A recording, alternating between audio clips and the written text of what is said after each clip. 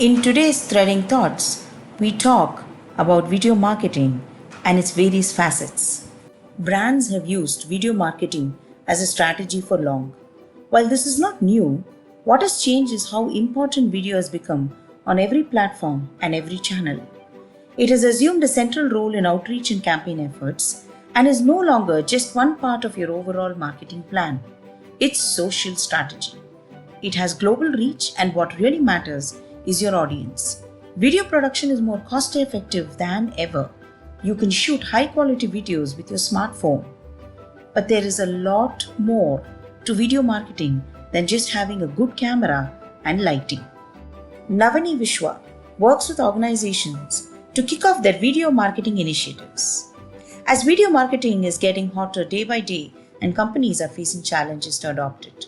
He's the founder of Studio Navanee, a video marketing agency which helps organizations to develop video marketing strategies, video production, and publishing the videos on the right hosting platforms. He hosts the Video Marketing Show, a video podcast series from Studio Navanee, which busts the myths around video marketing. He has also learned photography and won an award from the German embassy, featured on One Island, and his articles were featured in top digital photography blogs in Australia and the US.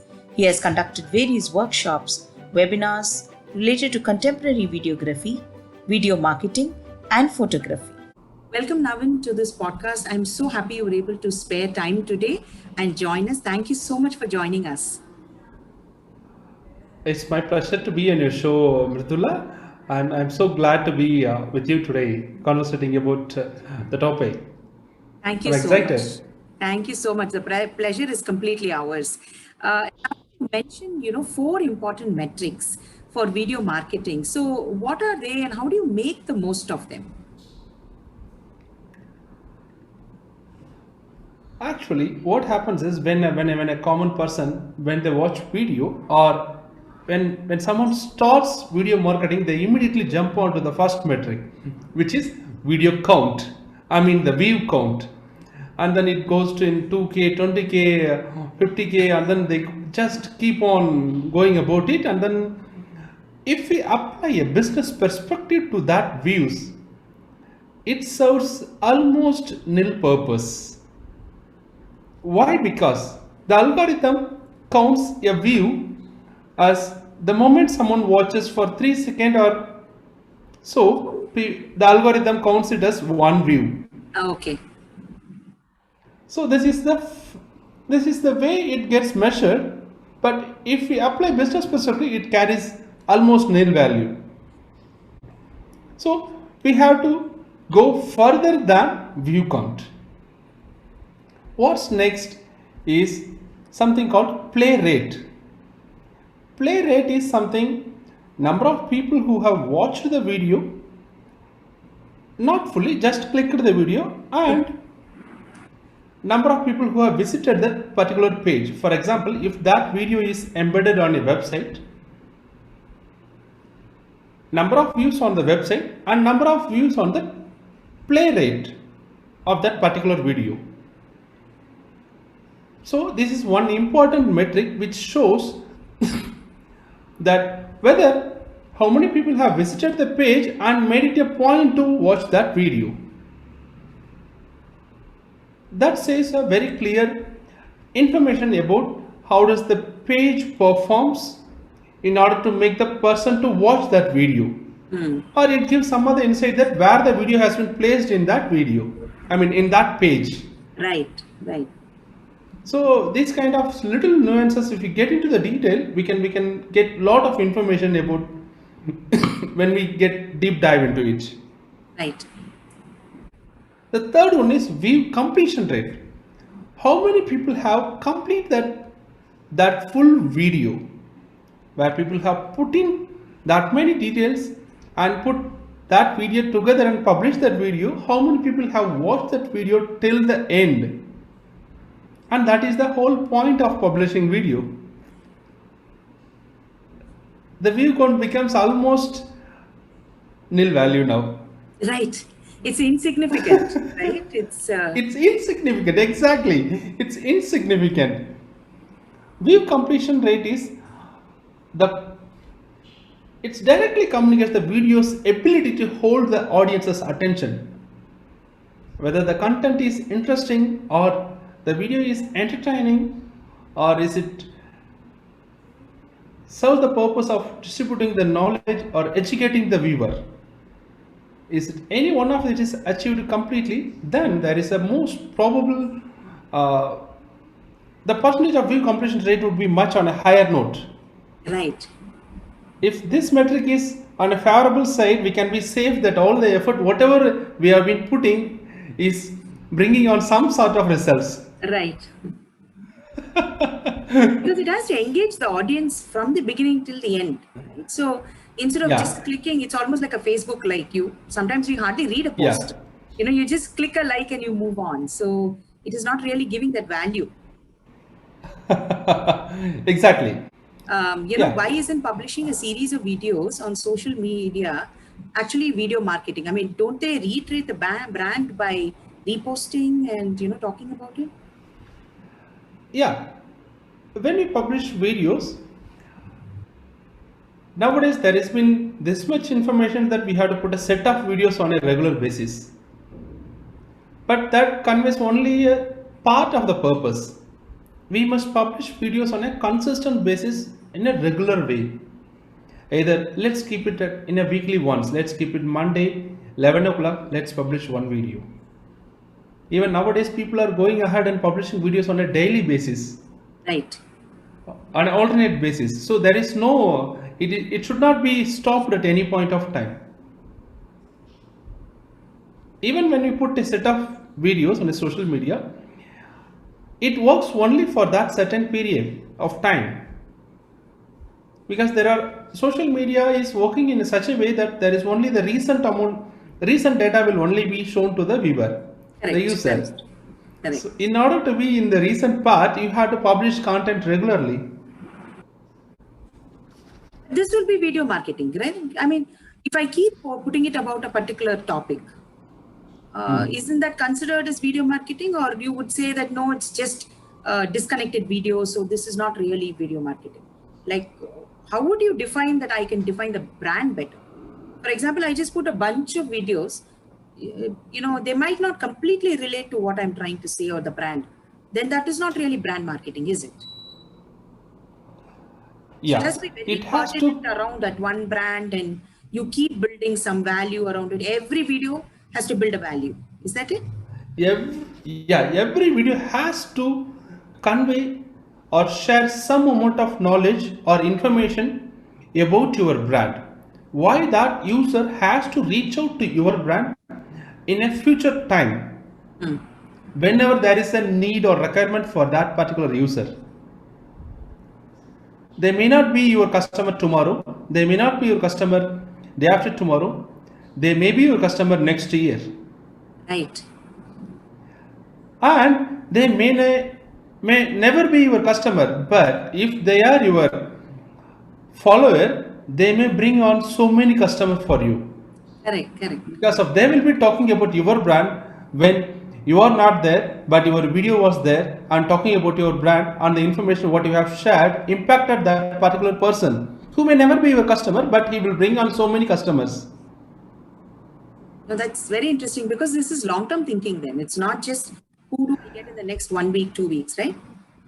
No, it is never it will never work in such a way. And in fact, there are more than 90% of YouTube channels are working in segmented way. They publish videos when they feel like publishing. It is not anymore the case. You should think, the brand should think as a media house, as a publisher yourself. You are by default nowadays a media house, by default, regardless of your business nature, regardless of your target audience, be it B2B or B2C, be it any segment you are serving, you are already a media house. If you are not producing content, you are falling backwards. Very interesting. Very true. you Each one is an When it individual comes, media house now. Yeah. yeah, and when it comes to videos, you must publish videos in a determined and a decided time period. If it is 3 days once, let's go ahead and publish it. If it is on Monday every morning 10 o'clock, let's go ahead and publish. Nothing should stop. You should think yourself as a newspaper or a magazine, fortnight magazine or a daily newspaper. Consider yourself such. But then you need the discipline for it, right? Because you're actually Absolutely. yourself to a deadline. There is no deadline, but you need to hold yourself to that deadline. Absolutely. That is the only thing which differs from the successful companies and the one which is falling behind hereafter. And those who were sticking with this timeline and discipline, they are already reaping the benefits. There are a lot of companies, and I'm going to publish a lot of case studies who have started video marketing years before, and they are benefiting now. And they Fascinating. never stopped publishing video. They had Right. never stopped publishing, even in the COVID times, because they know the power of the video, the amount of traffic it brings to their website. They don't do any kind of ad business. They just build their channel like a saint. I was just about to say that it takes so much of patience and self-confidence to say that I'll keep doing it. See, when we do, even if it is a podcast or a webinar, you do not know how much of interest you're going to garner because the progress is so slow. But it's only your belief and your passion that says, even if there are less number of viewers, even if there are less number of likes, I'll keep going. At some point, I think I will reach my potential, right? So Absolutely. If you are willing to close the deal by the end of the day, and so you want to publish a video now, no, you are not thinking in a long term. long term, yeah, that seems to be the key word. So, given Keyword. India's diversity, how do you believe marketing videos, especially in vernacular languages, can bridge an untapped market? Vernacular language is the most powerful language, and the content, all the powerful content should be created in vernacular languages. There is a stat which I have come across through Google, which says that by 2025, 95% of the video will be consumed in India through vernacular languages. Oh, wow. 95 percentage, unimaginable. I'm still yet to come out of that numbers. That's huge. That's actually huge. That's huge. All companies, everyone. I think there is no reason to stop creating content in vernacular language. There is absolutely no reason. The reach is better, right? I mean, you reach anyone The and reach is everyone within better. that geographic region. Yeah, yeah. So tier 2, tier 3, tier 4, whichever tier you want to go to, the potential to reach those and actually explain what your company does is something spectacular. Spectacular, unimaginable. And it somehow personalizes the video also, right? It's like The a video personal needs to be video. personalized.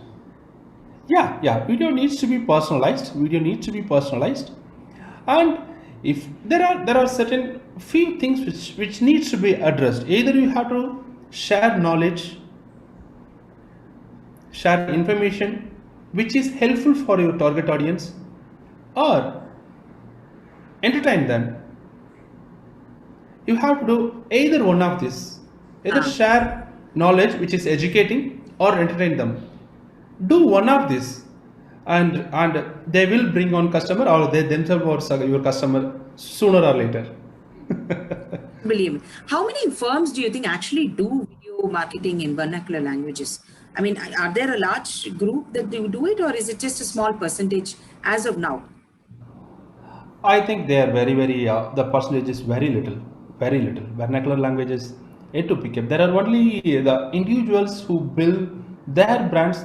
They have started creating content on vernacular languages, like individual artists and other performers or cooks or other interviews. They go and find interesting hotels and restaurants, eateries, and they are all already started creating in vernacular languages. And those there are a couple of channels who entertain viewers, Right. those kind of things they have started, but company or brand as such, they are still yet to start. At least I have not come across who has started very boldly in creating content in vernacular languages. But that is where the entire potential lies. Right. And that's where you see the future trend also, right? Going forward. Yeah. Yeah. Very nice. And what are some of the Definitely. new innovations in customer support? Where do you see that as a future frontier? uh, if you see customer support or even lead nurturing, all of this is happening through videos. Where for sales and outbound sales reach, outreach people call it, they are already using videos. There are a lot of tools available. There are certain platforms which provide video prospecting as their service, Oh, okay. like Hippo Video. There are so many services. Loom is for work culture, work sharing, those kind of things. Uh, there are another innovation happening in customer support and lead nurturing in the website. You don't have to record, and you can communicate directly with your visitor Ah, through video. yes. Yes, that's true. Yeah. As a company, people have known, many of your viewers might have been aware of a company called Typeform. They are into creating survey forms, but they have started another initiative which is called Video Ask. So where you can subscribe to their services and you can embed their code in their website, and then you can record your if for example, you can record a video. Hi, how are you? Welcome to my site. What is that which you are looking for? You can record a quick short video, and whenever someone lands on your site, and then you will be shown, and then you will be talking to that guy as if you were talking in real time. That is phenomenal. I mean, it's so personal now. You actually are. It's so personal now. And that tagline is very interesting. Your face is the most unique Yes. identity. Correct. Correct. And if the viewer wish to ask questions using, they can ask. If some may be very shy to ask you or show their face on camera, so they may type and they can communicate with you through type. You can continue talking to them through video. Ah, They can send a voice note. If they are very busy person, they can send a voice note. Hi Mridula, I came to I tried to book you for my one of my company session. When are you available?